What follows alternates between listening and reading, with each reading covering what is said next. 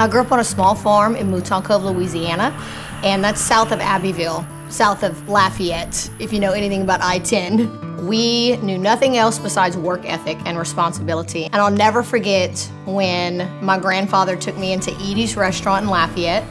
I was 16 years old in high school at Vermilion Catholic, and I remember seeing Brooke and Holly literally taking orders at a booth, and I thought, oh my gosh, I want to be just like that. Who are these girls? So when I met Brittany, of course, we were working at Edie's restaurant, and she was hired to be a runner and support our staff and hostess. And it didn't take very long for her to move up the ladder and really put us in our place and become the boss of us. I could tell her personality from the get-go. She was a firecracker. We brought Brittany on, and it was an amazing choice for all of us. From that day forward, I started working at Edie's and learned what it meant to work with a family surrounded by faith, love, and a whole lot of fun. So I was a tomboy growing up on a farm, and my mom decided to challenge me with a new adventure, and that was to participate in the Cattle Festival pageant in Abbeville. I was getting ready to show my lamb in the Cattle Festival, show at the Cecil McCory building. I wasn't thinking about also putting on a dress and high heels and makeup and getting on a pageant stage, but my mom had other plans, and that's what led me to St. Jude Children's Research Hospital for the first time as a volunteer with Beanies for St. Jude. And there I was, a 16-year-old with a crown on my head and a sash on my t-shirt, not expecting any of this to completely change the direction of my life. So it's my senior year at UL. I'll never forget the phone call when Billy Menard, found me at Edie's and said, I'm putting the old gang back together, and we have a goal to raise $10,000 for St. Jude this year.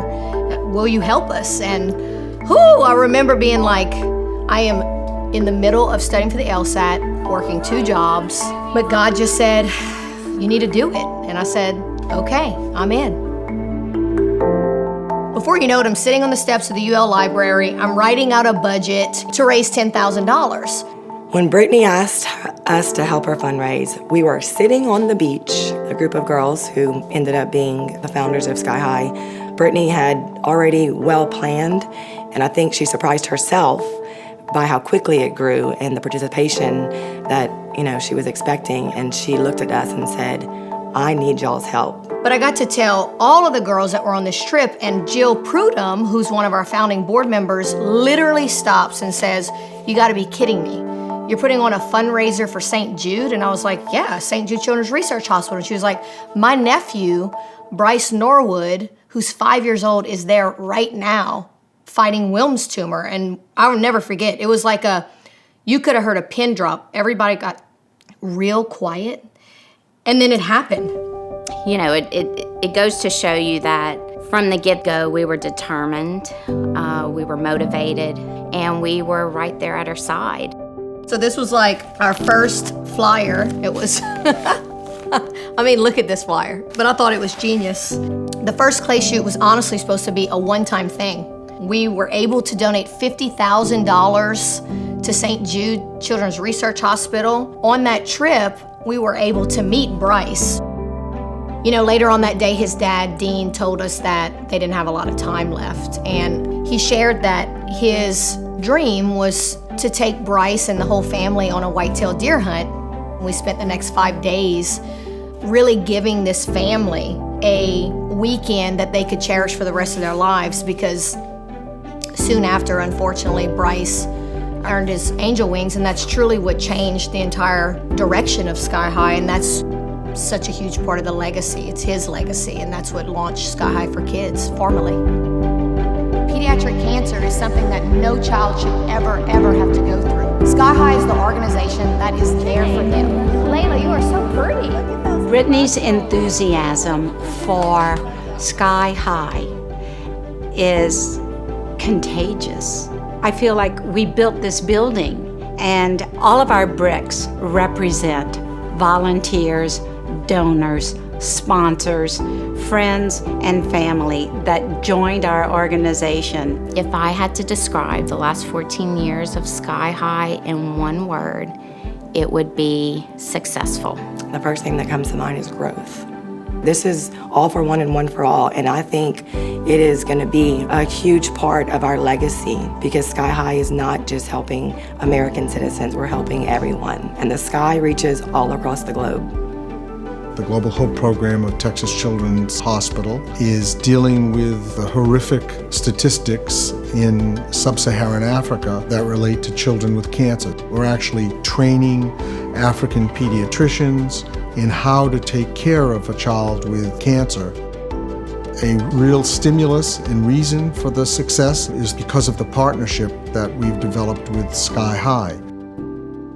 Since the first day God planted the seed, when I walked through the doors of the Ronald McDonald House, to the first sporting clay tournament, to the second region, to signing $40 million in commitments, to literally move the survival rate needle forward for these kids, I don't know what to say, to be honest. I mean, it is surreal. But from day one, we said that we would never give up. We said if we're gonna do it, we're gonna go big or we're gonna go home. And our name fits perfectly. Sky is the limit. So $40 million is just the beginning.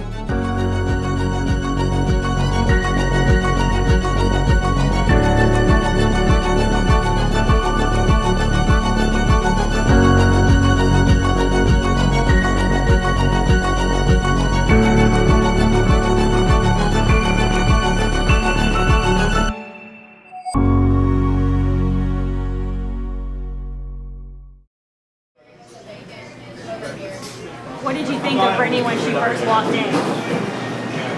What did you think of Brittany when she first walked in? It's the same. There's a wow factor. Oh yeah, definitely.